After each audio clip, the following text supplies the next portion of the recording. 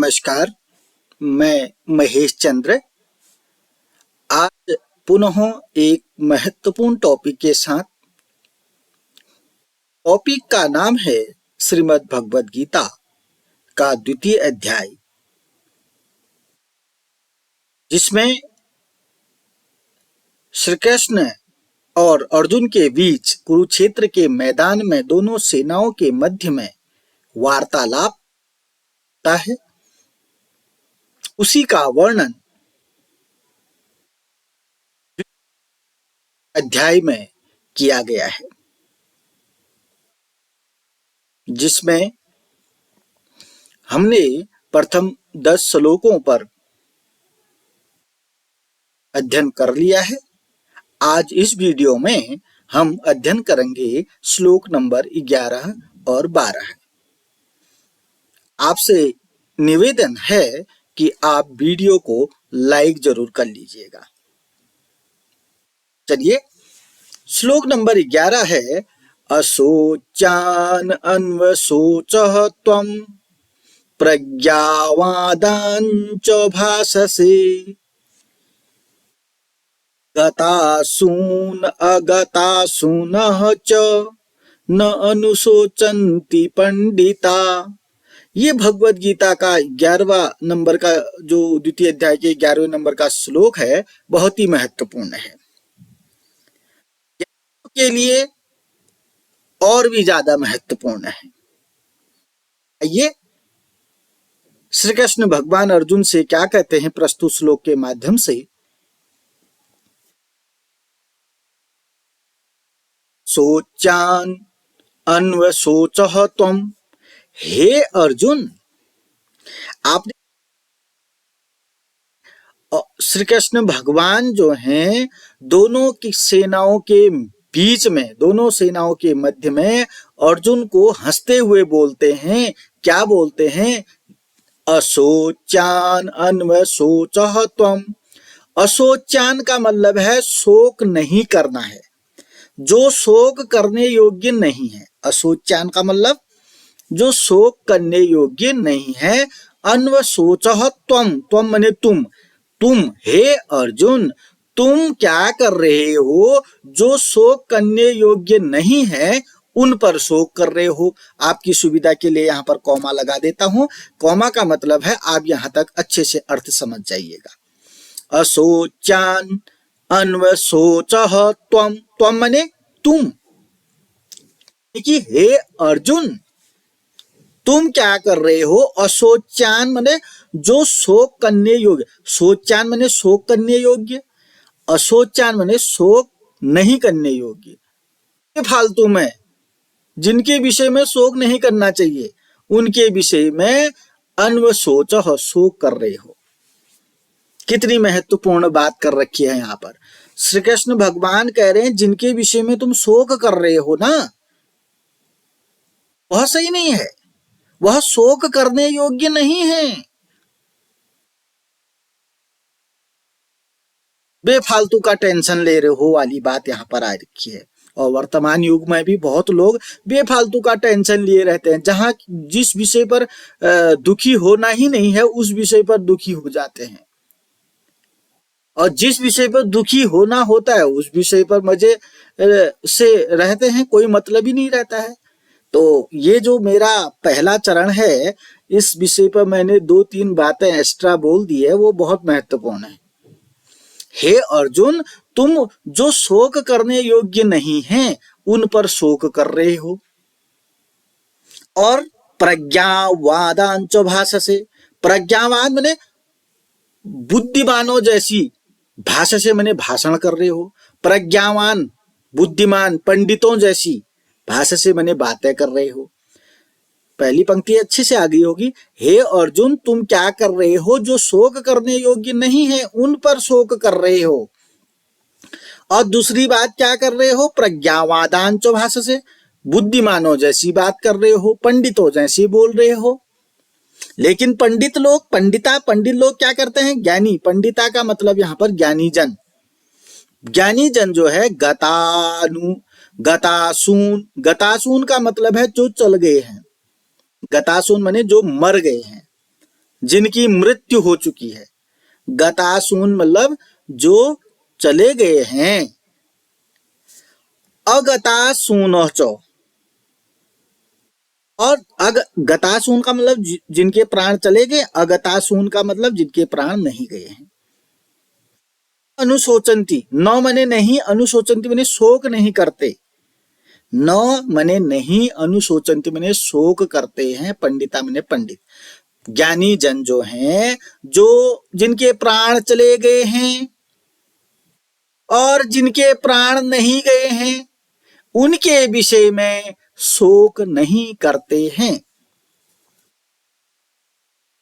अगर आपको संस्कृत में लिखे गए ये शब्दों को संधि विच्छेद के आधार पर पढ़ना आ जाए तो आप बहुत सहजता से इसको समझ पाएंगे। चलिए, गतासून एक शब्द देख लीजिएगा, गतासून। गतासून का मतलब है जो चले गए हैं, यानी कि जिनके प्राण चले गए हैं। अब मूर्ख लोग क्या करते हैं, बहुत ज्यादा समय तक शोकग्रस्त रहते हैं। यहां पर बात क्या कह रहे हैं श्री कृष्ण भगवान, हे अर्जुन, जो चले गए हैं उनके विषय में पंडित लोग ज्यादा दुखी नहीं रहते हैं। ठीक है ना, ये कृष्ण भगवान कह रहे हैं, अर्जुन को कह रहे हैं। अब यहां से देखेंगे तो अगता, अ लेंगे, यहां नौ में अ हो गया, अगतासून। अगतासून का मतलब जिनके प्राण नहीं गए हैं। तो पंडित ज्ञानी जन उनके विषय में भी शोक नहीं करते हैं। तो भांति आ चुका होगा, एक बार पुनः। अशोचान अन्वशोचः त्वं प्रज्ञावादांच भाससे गतासून अगतासून च न अनुशोचन्ति पंडिता। हे अर्जुन, कृष्ण भगवान बोलते हैं, हे अर्जुन, तुम जो शोक करने योग्य नहीं है उनके विषय में शोक कर रहे हो। ऐसा तुम्हें नहीं करना चाहिए। प्रज्ञावादांचो भाषा से, और पंडितों जैसी बातें कर रहे हो। खुद तो जो शोक करने योग्य नहीं है उन पर शोक कर रहे हो, बातें तुम्हारी पंडितों जैसी हैं। कितना विरोध है। खुद तो कमियां हैं बहुत ज्यादा, और बातें देखो। ये श्री कृष्ण भगवान अर्जुन से कह रहे हैं, खुद तो तुम जो शोक करने योग्य नहीं है उनके विषय में शोक कर रहे हो। खुद तो तुम मूर्खतापूर्ण कार्य कर रहे हो, और बातें तुम्हारी इस तरीके है पंडितों जैसी। और पंडित लोग जो होते हैं, ज्ञानी लोग जो होते हैं, वो क्या करते हैं। ज्ञानी जनों की एक बात है कि ज्ञानी जन जो हैं, जिनके प्राण चले गए और जिनके प्राण नहीं गए हैं उनके विषय में शोक नहीं करते हैं। श्री भगवान बोले, हे अर्जुन, तू न शोक करने योगी मनुष्यों के शोक करता है और पंडितों जैसे वचनों को कहता है, परंतु जिनके प्राण चले गए हैं उनके लिए और जिनके प्राण नहीं गए हैं उनके लिए भी पंडित जन शोक नहीं करते। अब पंडित जन ज्ञानी जनों के विषय में एक श्लोक आपको सुना देता हूं, आपने सुना भी होगा। निंदन्तु नीति निपुणा यदि वा स्तुवन्तु लक्ष्मी समाविशतु गच्छतु वा यथेष्टम् अद्य वा मरणमस्तु युगान्तरे वा न्यायात पतः प्रविचलन्ति पदम नभि धीरा। तो जो धीर पुरुष होते हैं, जो ज्ञानी पुरुष होते हैं, इनसे संबंधित यह श्लोक था। तो इसी तरह यहाँ पर बताया गया है कि हे अर्जुन, तुम जिनके विषय में शोक नहीं करना है उनके विषय में शोक कर रहे हो। बातें तुम्हारी पंडितों जैसी है। पंडित जन, ज्ञानी जन जो हैं, जो मर गए हैं, यानी कि जिनके प्राण चले गए हैं और जिनके प्राण नहीं गए हैं उनके विषय में शोक नहीं करते हैं। आवश्यक दुखी नहीं रहते हैं पंडित जन, ज्ञानी जन, ये फालतू का टेंशन नहीं लेते हैं ज्ञानी जन। यह है ज्ञानी जनों की विशेषता, ज्ञानी जन की बात है, महत्वपूर्ण बात है। और जो अनावश्यक टेंशन लेते हैं उनके लिए तो क्योंकि इस युग में बहुत ज्यादा लोग अनावश्यक टेंशन लेने वाले हैं, परेशान रहते हैं अनावश्यक, उनके लिए तो ये श्लोक बहुत ही महत्वपूर्ण है।